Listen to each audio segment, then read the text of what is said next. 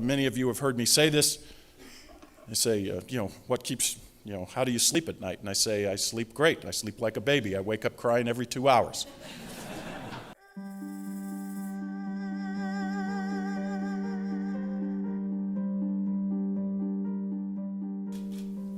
Department of Defense has a pretty simple mission. It is the most complex, bureaucratic, unwieldy organization in the world. It has one key business, and that is to organize, train, and equip an American joint force that is ready for war and is operated forward to preserve the peace. That's what we do. It's become very clear to us that our military's long comfortable technological edge, the United States has relied on a technological edge ever since, even in World War II.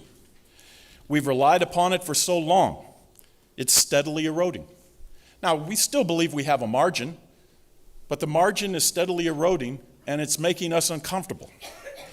We believe this is one of the greatest strategic challenges facing the department. Across the board, we see rapid developments in nuclear weapons, modernization of nuclear weapons, new anti-ship, anti-air missiles, long-range strike missiles, counter-space capabilities, cyber capabilities, electronic warfare capabilities, special operations capabilities that are operated at the lower end. All are designed to counter our traditional military strengths and our preferred way of operating. Now, what gives us all pause is that the military of our potential competitors around the world have been rising since 2001. And over that period of time, spending by our allies and partners has generally, not in every case, but has generally declined. China's defense budget has double-digit growth nearly every year over the past decade. And both Russia and China are fielding very advanced capabilities at an extremely rapid pace. What's more, some of the potential competitors are letting us do the research and development. Then they steal it from us through cyber theft, and they go right to development rather than expending their own resources on R&D. Let me just quickly go through what I mean by an offset strategy. In the Cold War, the U.S. and its NATO allies sought a series of competitive advantages over the Soviet Union, a means by which to offset their very, very great conventional strength. The United States actually pursued two offset strategies. The first came with President Eisenhower's New Look strategy in the early 1950s. When President Eisenhower came into office in 1953, the United States was heavily outnumbered by the Soviet conventional superiority on the European Central Front. Eisenhower estimated it would take 92 U.S. and NATO divisions to have any chance of checking, at the time, 175 Soviet divisions. But a force that size, with Europe rebuilding itself after the Second World War, and with the United States starting to try to balance its budget for a long-term competition with the Soviet Union, it was neither politically or economically viable. So to counter Soviet superiority without bankrupting the West, Eisenhower directed a top-level strategic review which resulted in what was called the New Look. And that said the U.S. would reduce military manpower. It would rely instead on its nuclear arsenal, where we had a big advantage at the time for deterrence. We had a very substantial lead at the time, and that technological advantage in nuclear weapons and their delivery systems provided the most effective offset to Soviet strength and their geographical advantage. In the 1970s, we developed a second offset strategy. Now, the key operational challenge that we were trying to do is the Soviets were going to attack in echelon forces that came very, very deep behind what was then called the FIBA, the forward edge of the battle area, or the FLOT, the forward line of troops. We have to have acronyms. And how do you do that without resorting to nuclear weapons? So in summer 1973, what would later become the Defense Advanced Research Projects Agency, or DARPA, launched a project called the Long Range Research and Development Planning Program. And it was to provide the President and the Joint Force with better tools to respond to a Warsaw Pact attack. It recommended going after conventional weapons with near zero miss, a very simple idea that had profound implications throughout the entire defense program. They set about developing this next offset strategy, and they assigned DARPA the responsibility for integrating all of these promising military technologies into a system of systems for deep attack, which they called assault breaker. It called for aircraft with wide area sensor queuing, surface-to-surface ballistic missiles that could dispense a blanket of anti-armor submunitions. And it culminated in a very successful demonstration in 1982 at the White Sands Missile Range in New Mexico. And as it turned out, the Soviets were watching. And the implications of that single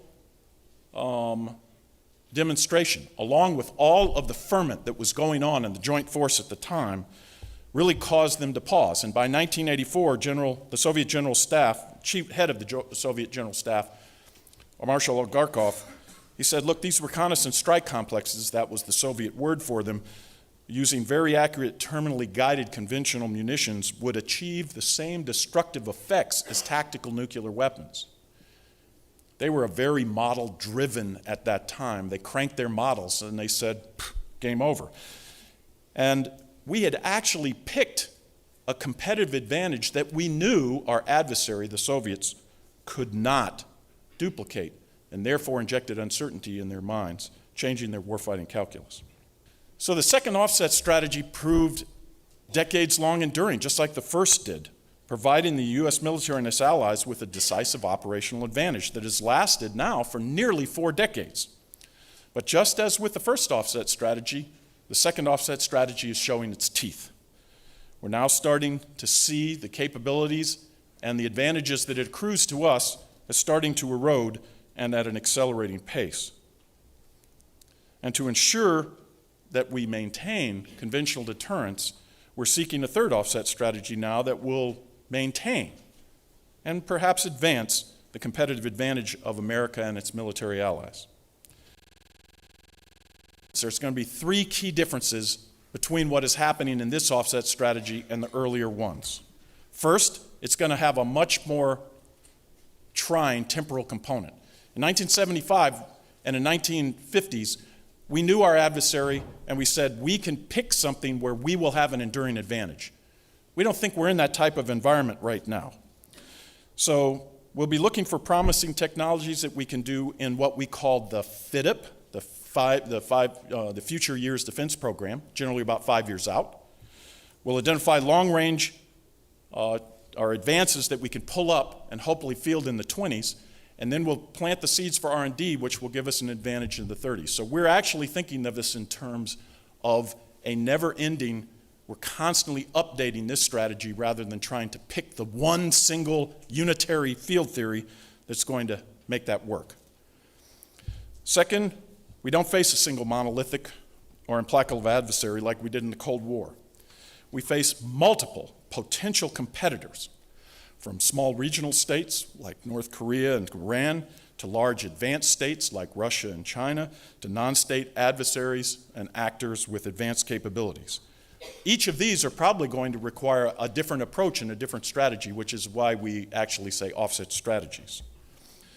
And the third big difference is that in the 1950s and the 1970s, generally these advances were military capabilities that were brought along by military labs.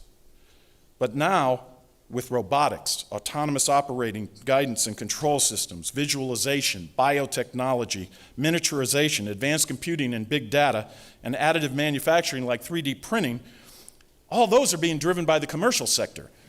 We must really capture the commercial sector, and we're trying to work our way through this right now. We're not going to be able to pick out one specific strategy that will be good for all potential adversaries and all potential capabilities. It has to be much more innovative and agile. Now, we make significant investments in our nuclear enterprise, new space capabilities, advanced sensors, communications, and munitions for power projection in contested environments, missile defense, and cyber capabilities. We are also investing in promising new technologies, including unmanned undersea vehicles, advanced sea mines, high-speed strike weapons, advanced aeronautics, from new engines to new different types of prototypes, electromagnetic railguns, and high-energy lasers. And we almost recognize that a fear of the technology gap within the alliance is closely related to the growing resource gap. All of us together need to decide this innovation effort is a priority or not. That it is a deliberate effort, and we just can't float along at the resource levels that the alliance is giving to defense right now.